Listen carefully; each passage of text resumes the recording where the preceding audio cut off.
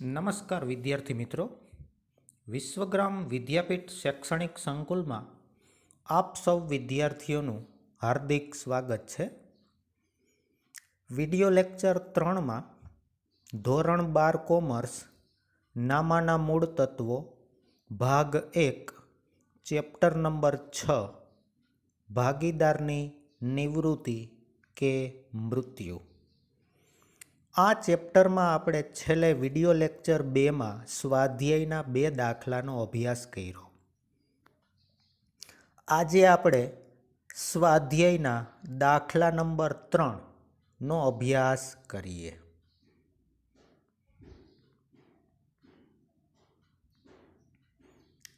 દાખલા નંબર 7. વિજય, લક્ષ્મી અને સિદ્ધિ એક પેઢીના 5:3:2ના પ્રમાણમાં નફો નુકસાન વેચતા ભાગીદારો છે. તારીખ 1/4/2016ના રોજ સિદ્ધિ નિવૃત્ત થાય છે. 3 ભાગીદારમાંથી સિદ્ધિ નામનો ભાગીદાર છે એ નિવૃત્ત થાય છે. નિવૃત્તિની શરતો નીચે મુજબ હતી. હવાલા આ દાખલાની અંદર તમને પહેલા આપ્યા છે. પહેલો હવાલો કીધો, વિજય અને લક્ષ્મીનું નવું નફા નુકસાનનું પ્રમાણ 2:3 રાખવું. જૂનું અને નવું બે આપેલું છે એટલે એના ઉપરથી લાભનું પ્રમાણ આપણે મેળવશું. હવાલા નંબર 2, પેઢીની પાઘડીનું મૂલ્યાંકન 60,000 કરવું. નવી પાઘડી આપી છે, એમાં નિવૃત્ત ભાગીદારની પાઘડી આપણે ગોતશું અને ચાલુ ભાગીદારોના મૂડી ખાતે સીધી અસર આપશું. ત્રીજો હવાલો, રોકાણોની બજાર કિંમત 40,000 છે, જે કિંમતથી રોકાણો સિદ્ધિ લઈ જશે. પહેલા દાખલાની અંદર પણ આવો જ હવાલો હતો. તો રોકાણોમાં ટીક કરો અને મૂડી દેવા બાજુ રોકાણ વધઘટ ભંડોળ આપ્યું છે એમાં ટીક કરો. દેવાદારોમાંથી 3,000 ઘાલખાદ માંડી વાળવી અને 5% ઘાલખાદ અનામત રાખવી. તો દેવાદારમાં 2 હવાલા ટીક કરવાના થાય. પાંચમો હવાલો, ચોપડે દર્શાવેલ સ્ટોકની કિંમત અને તેની પડતર કરતાં 1,000થી વધારે આંકવામાં આવેલી છે. પડતર કરતાં નવી કિંમત 1,000 વધુ છે એટલે સ્ટોકની કિંમતમાં 1,000નો ઘટાડો થાય એટલે સ્ટોકમાં ટીક કરો. છઠ્ઠો હવાલો, કામદાર વળતરનો 7,000નો દાવો મંજૂર કર્યો. તો મૂડી દેવા બાજુ કામદાર વળતર ભંડોળ આપ્યું એમાં ટીક કરો. સાતમો હવાલો કીધો કે સિદ્ધિને 12,000 રોકડા ચૂકવવા. રોકડા ચૂકવી દીધા પછી બાકીની રકમ છે એ પેઢીમાં લોન તરીકે રાખવાની થશે. એટલે આ દાખલાની અંદર આપણે રોકડ અથવા બેંક ખાતું પણ બનાવવું પડશે. નીચે તમને દાખલાની રકમ આપી છે 31/3/16ના રોજનું તેમની પેઢીનું પાકું સરવૈયું નીચે મુજબ હતું. જે છેલ્લે વિડિયો લેક્ચર 2માં 2 દાખલા ગણ્યા એમાં જે પ્રમાણેની રકમ હતી પાકા સરવૈયાની એ પ્રમાણેની તમને આપેલી છે. મૂડી દેવા બાજુનો સરવાળો 3,50,000 અને મિલકત લેણા બાજુનો સરવાળો પણ 3,50,000 આપ્યો છે. નીચે તમને કીધું જરૂરી ખાતા તૈયાર કરી નિવૃત્તિ બાદનું પાકું સરવૈયું તૈયાર કરો. તો આપણે 4 ખાતા બનાવવાના થાય. પુનઃ મૂલ્યાંકન ખાતું એટલે કે નફા નુકસાન હવાલા ખાતું, ભાગીદારોના મૂડી ખાતા, રોકડ કે બેંક ખાતું અને નિવૃત્તિ બાદનું પાકું સરવૈયું. બરાબર.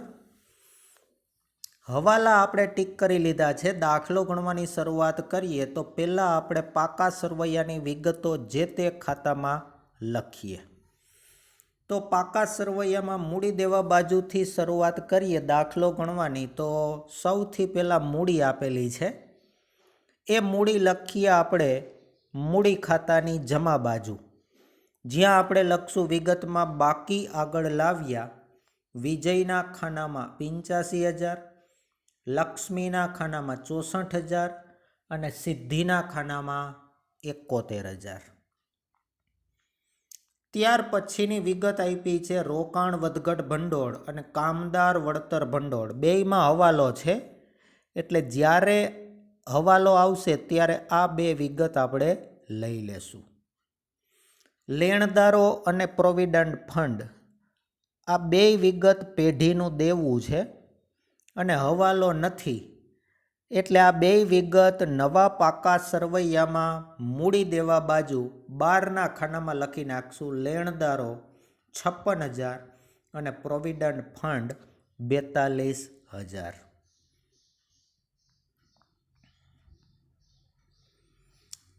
મૂડી દેવા બાજુ બે વિગત બાકી છે. હવે મિલકત લેણા બાજુની વિગતો લખીએ. એમાં સૌથી પહેલાં જમીન મકાન, જેની અંદર હવાલો નથી, મિલકત હોવાથી નવા પાકા સરવૈયામાં મિલકત લેણા બાજુ લખીએ. જમીન મકાન 12ના ખાનામાં 1,30,000. ત્યાર પછી યંત્રોમાં પણ હવાલો નથી, એટલે નવા પાકા સરવૈયામાં મિલકત લેણા બાજુ 12ના ખાનામાં લખી નાખશું. યંત્રો 70,000. ત્યાર પછી રોકાણો આપ્યા છે, પણ રોકાણો છે એ સીધી લઈ જાય છે, એટલે હવે પેઢીની અંદર રોકાણો નામની મિલકત રહેશે નહીં, એટલે એ હવાલો આવશે ત્યારે આ રોકાણોની વિગતની વધારે ચર્ચા કરશું. ત્યાર પછી સ્ટોકમાં હવાલો છે, એટલે મિલકત લેણા બાજુ અંદરના ખાનામાં લખાશે સ્ટોક 35,000. નવી કિંમત કરતાં જૂની કિંમત 1,000 વધારે કીધી છે, એટલે 1,000નો ઘટાડો કરવાનો થશે, હવાલો આવશે ત્યારે. આમ નોંધ પણ તમને સાથે જ કહેશું. દેવાદારો લેણું છે, બે હવાલા છે, એટલે પાકા સરવૈયામાં મિલકત લેણા બાજુ અંદરના ખાનામાં લખાશે દેવાદારો 23,000 રૂપિયા. ત્યાર પછી રોકડ સિલક આપી છે અને રોકડ ચૂકવવાની કીધી છે, એટલે રોકડ ખાતું બનાવ્યું છે, એટલે રોકડ ખાતાની ઉધાર બાજુ લખશું બાકી આગળ લાવ્યા 36,000 રૂપિયા. પાકા સરવૈયામાં મૂડી દેવા બાજુ બે વિગતને બાદ કરતા અને મિલકત લેણા બાજુ રોકાણો એકને બાદ કરતા બધીય વિગત જે તે ખાતામાં લખી. હવે હવાલામાં પહેલા હવાલાનો ઉપયોગ કરીએ. વિજય અને લક્ષ્મીનું નવું નફા નુકસાનનું પ્રમાણ 2:3 રાખવું. જૂનું પ્રમાણ 5:3:2 છે અને ચાલુ ભાગીદારોનું નવું પ્રમાણ 2:3 છે. તો આના ઉપરથી આપણે લાભના પ્રમાણની ગણતરી કરશું. ગણતરી છેલ્લે કંઈક કરેલી છે. લાભનું પ્રમાણ વિજય, લક્ષ્મી અને સિદ્ધિનું જૂનું પ્રમાણ 5:3:2, વિજય અને લક્ષ્મીનું નવું પ્રમાણ 2:3.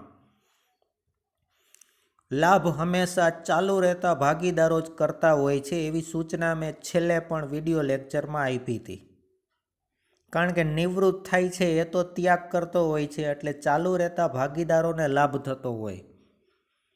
પણ આ દાખલાની અંદર કંઈક અલગ જોવા મળશે. ચાલુ રહેતા ભાગીદારોમાંથી પણ એક ભાગીદાર છે એ ત્યાગ કરતો હશે, એટલે ત્યાગ કરવાવાળા ભાગીદારો થાહે 2 અને લાભ લેનાર ભાગીદાર થાહે 1. પણ એ ગણતરી ઉપરથી આપણને ખ્યાલ આવશે. બરાબર. લાભનું સૂત્ર લખ્યું છે નવું પ્રમાણ માઇનસ જૂનું પ્રમાણ. એમાં પહેલો ભાગીદાર છે વિજય. વિજયનો લાભ ગોતીએ તો નવું પ્રમાણ 2/5 માઇનસ 5/10. છેદ સરખા કરવા માટે લસા લીધો છે 10, અથવા છેદનો ગુણાકાર કરીને પણ તમે લસા લઈ શકો 5 અને 10નો ગુણાકાર 50.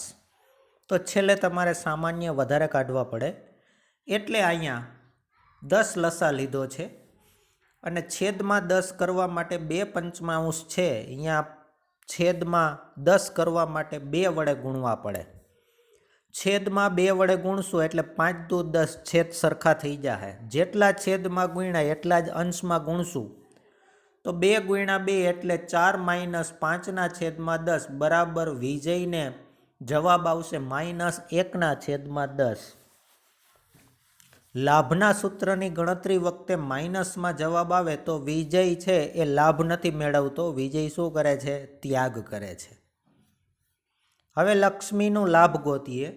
નવું પ્રમાણ 3/5 માઇનસ જૂનું પ્રમાણ 3/10. લસા લઈ લઈએ છેદ સરખા કરવા માટે 10.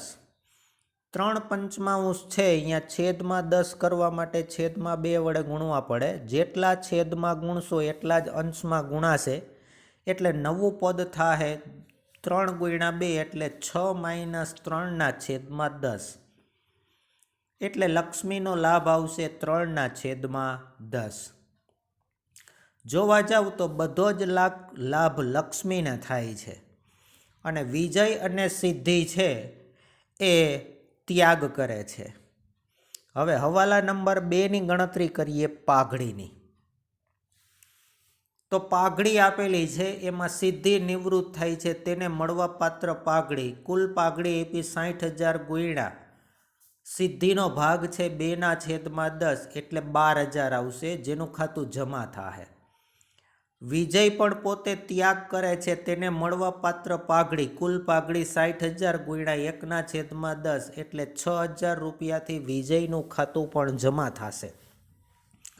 લક્ષ્મી ભાગીદાર છે એ લાભ મેળવે છે, તેણે ચૂકવવા પાત્ર પાઘડી. કુલ પાઘડી 60,000 ગુણ્યા લક્ષ્મીનો લાભ 3/10 એટલે 18,000 રૂપિયાથી લક્ષ્મીનું ખાતું ઉધાર થશે. નીચે એની આમ નોંધ કરેલી છે. લક્ષ્મીના મૂડી ખાતે ઉધાર 18,000, તે સિદ્ધિના મૂડી ખાતે જમા 12,000, તે વિજયના મૂડી ખાતે જમા 6,000. હવે આ અસર ભાગીદારોના મૂડી ખાતે સીધી અસર અપાશે. આમ નોંધમાં લક્ષ્મીનું મૂડી ખાતું ઉધાર થાય છે, એટલે મૂડી ખાતાની ઉધાર બાજુ જમા થતા 2 ખાતાના નામ લખાશે, પણ રૂપિયા લખાશે લક્ષ્મીના ખાનામાં 12,000 અને 6,000. તો પેલી ખતવણી કરીએ તો મૂડી ખાતાની જમા બાજુ સિદ્ધિના મૂડી ખાતે પાઘડી, લક્ષ્મીના ખાનામાં 12,000, વિજયના મૂડી ખાતે કાઉન્સમાં પાઘડી, લક્ષ્મીના ખાનામાં 6,000.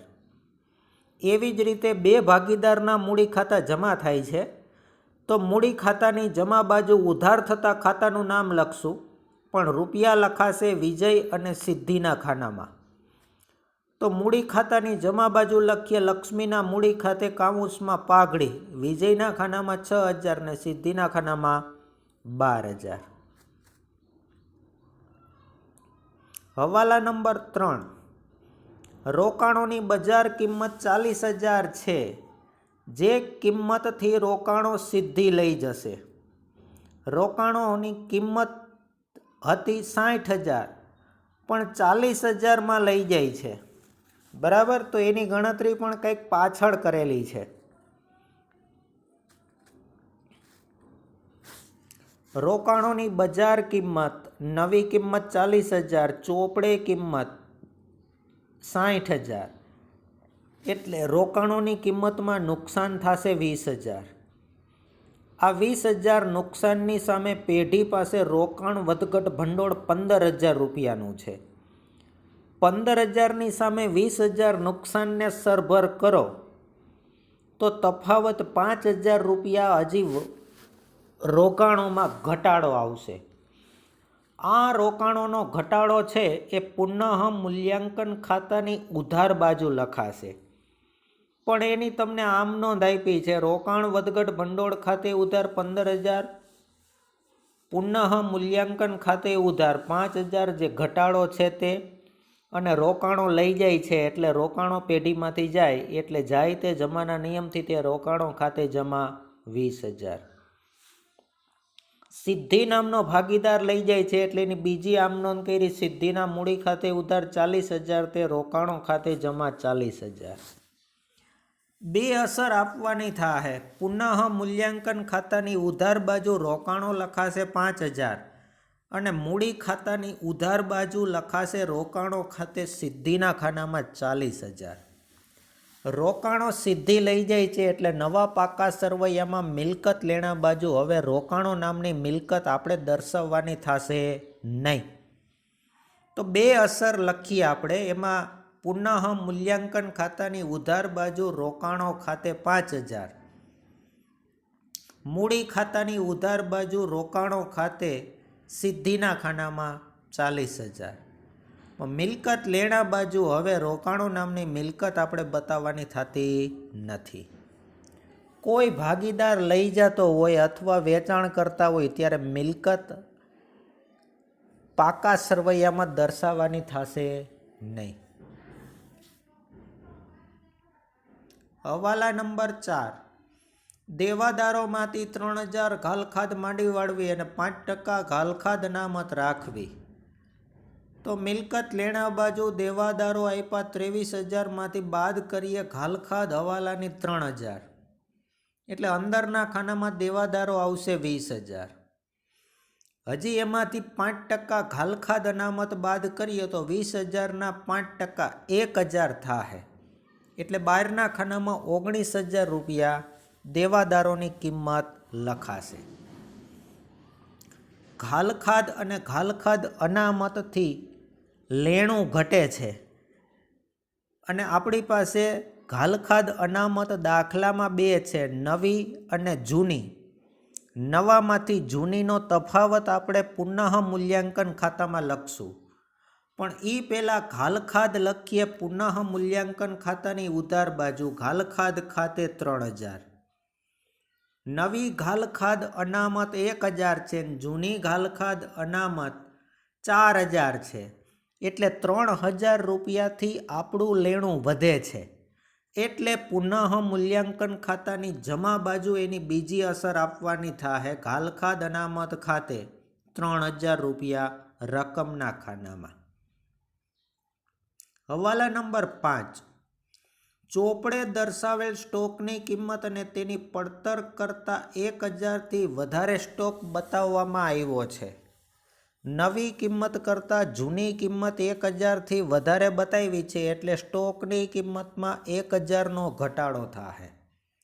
સ્ટોકની જૂની કિંમત 35,000 છે, જેમાં 1,000 વધારે બતાવ્યા છે, એટલે સ્ટોકની કિંમતમાં 1,000નો ઘટાડો કરીએ તો નવા પાકા સરવૈયામાં મિલકત લેણા બાજુ સ્ટોક 34,000નો બતાવવાનો થાય.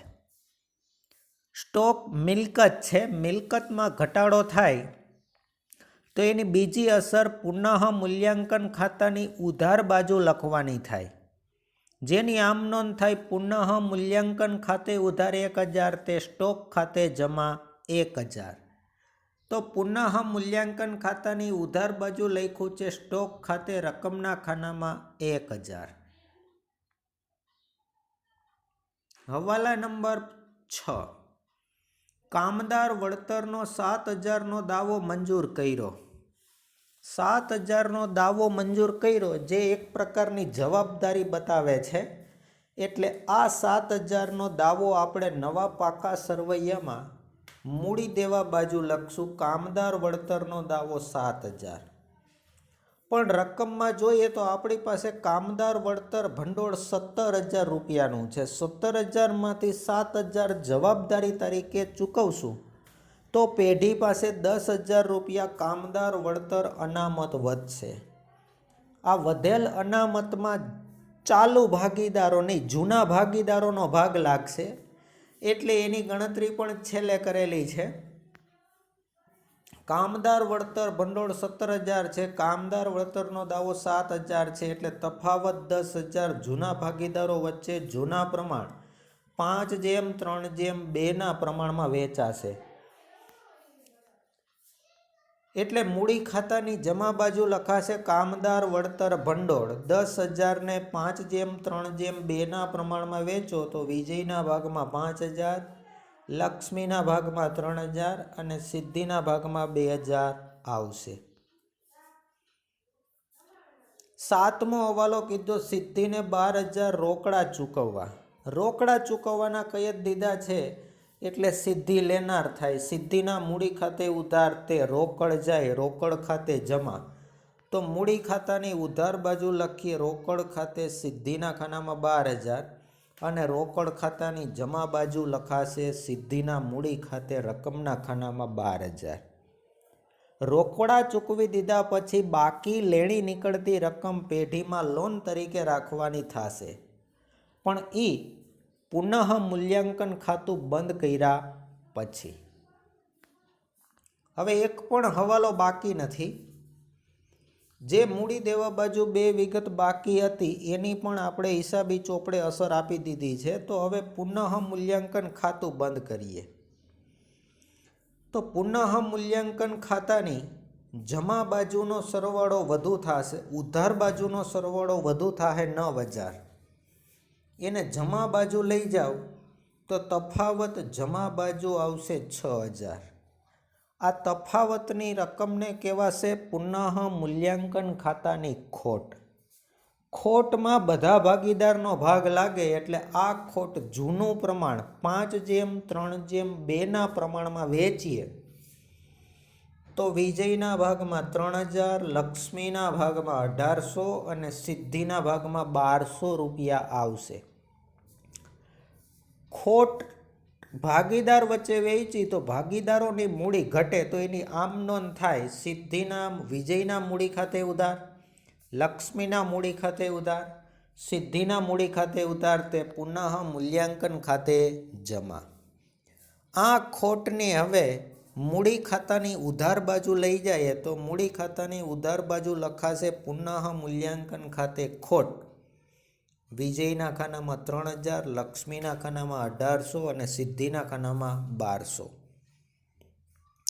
મૂડી ખાતું બંધ કરીએ તો જમા બાજુ પહેલાં નિવૃત્ત ભાગીદારનો લેણી રકમ ગોતીએ. તો જમા બાજુ સિદ્ધિનો ટોટલ કરીએ 85,000, એને ઉધાર બાજુ લઈ આવીએ 85,000. એમાંથી ઉધાર બાજુ લખેલી સિદ્ધિના ખાનામાં રકમ 1,200, 40,000 અને 12,000 બાદ કરશું તો તફાવત ઉધાર બાજુ સિદ્ધિના ખાનામાં આવશે 31,800. આ 31,800 જે તફાવત સિદ્ધિના ખાનામાં આવ્યો એ સિદ્ધિ નિવૃત્ત થાય છે એટલે આટલા રૂપિયા હવે પેઢીમાં લોન તરીકે રાખવાની છે. તો વિગતના ખાનામાં લખાશે સિદ્ધિની લોન ખાતે. હવે આ લોન પેઢી માટે જવાબદારી બને એટલે નવા પાકા સરવૈયામાં મૂડી દેવા બાજુ લખાશે સિદ્ધિની લોન, રકમના ખાનામાં 31,800. મૂડી ખાતામાં જમા બાજુ બાકી ચાલુ રહેતા ભાગીદારોના સરવાળા કરીએ. એમાં વિજયનો સરવાળો થાય જમા બાજુ 96,000 અને લક્ષ્મીનો સરવાળો થાય જમા બાજુ 67,000. બે ચાલુ રહેતા ભાગીદારોના જમા બાજુના સરવાળાને ઉધાર બાજુ લઈ જઈએ અને ઉધાર બાજુ વિજય અને લક્ષ્મીના ખાનામાં લખેલી વિગત બાદ કરીએ તો ઉધાર બાજુ વિજયના ખાનામાં 93,000 અને લક્ષ્મીના ખાનામાં 47,200 રૂપિયા તફાવત આવશે. આ તફાવત આવ્યો ચાલુ રહેતા ભાગીદારોની આખરની મૂડી એટલે વિગતમાં લખાશે બાકી આગળ લઈ ગયા. આ ચાલુ ભાગીદારોની આખરની મૂડી પાકા સરવૈયામાં મૂડી દેવા બાજુ અંદરના ખાનામાં લખશું આપણે મૂડી ખાતા. વિજયની મૂડી 93,000 અને લક્ષ્મીની મૂડી 47,200. બેયની મૂડીનો સરવાળો 12ના ખાનામાં 1,40,200. બે ખાતા બંધ કર્યા. હવે રોકડ ખાતું બંધ કરીએ તો ઉધાર બાજુનો સરવાળો વધુ થાય 36,000, જમા બાજુ લઈ જાય જમા બાજુ 12,000 રૂપિયા એક જ અસર આપેલી છે તો 36,000માંથી 12,000 બાદ કરશું એટલે તફાવત જમા બાજુ 24,000 આવશે જે આખરની રોકડ કહેવાશે એટલે વિગતમાં લખાશે બાકી આગળ લઈ ગયા. રોકડ મિલકત છે એટલે એની આખરની બાકી પાકા સરવૈયામાં મિલકત લેણા બાજુ લખાશે રોકડ અથવા બેંક 24,000 રૂપિયા. બધીય વિગત બધીય બાકી ખાતા બંધ કરી અને પાકા સરવૈયામાં લઈ આવ્યા છીએ એટલે પાકા સરવૈયામાં હવે મૂડી દેવા અને મિલકત લેણા બાજુનો સરવાળો કરશું તો મૂડી દેવા બાજુનો સરવાળો 2,77,000 અને મિલકત લેણા બાજુનો સરવાળો પણ 2,77,000 થશે. તો વિદ્યાર્થી મિત્રો, આ પ્રમાણે એક જ સિસ્ટમથી જે આપણે દાખલા ગણીએ છીએ એ દાખલાની અંદર જોવા જાવ તો હવાલામાં જ ફેર આવે છે, બરાબર. બાકી દાખલાની રકમમાં ક્યાંય ફેર આવતો નથી. આ દાખલાની અંદર જોવા જાવ તો લાભનું પ્રમાણ આપણે ગોઈતું, એમાં ચાલુ રહેતા ભાગીદારોમાંથી એક ભાગીદાર ત્યાગ કરે છે, એટલે ત્યાગ કરવાવાળા ભાગીદારમાં એક ચાલુ ભાગીદાર ને એક નિવૃત્ત ભાગીદાર, બરાબર. પણ એની હિસાબી ચોપડે અસર ભાગીદારોના મૂડી ખાતે પાઘડીની સીધી અસર જ આપવાની થાય છે. એટલે આમાં જોવા જાવ તો હવાલા એકાદા બે જ નવા હોય છે, બાકી બધી વિગત છે એ આગળ જે પ્રમાણે આપણે દાખલા ગણ્યા છે એ જ પ્રમાણે આવશે, બરાબર. તો આ પ્રમાણેનો તમને સ્વ અધ્યયનમાં દાખલો હોમવર્કમાં આપશું. આ દાખલો પણ તમારે વિડીયો લેક્ચર જોઈ અને મોઢે ગણવો કે જેથી કરીને સ્વ અધ્યયનમાં આપેલો દાખલો પણ તમને આવડી જાય. અસ્તુ.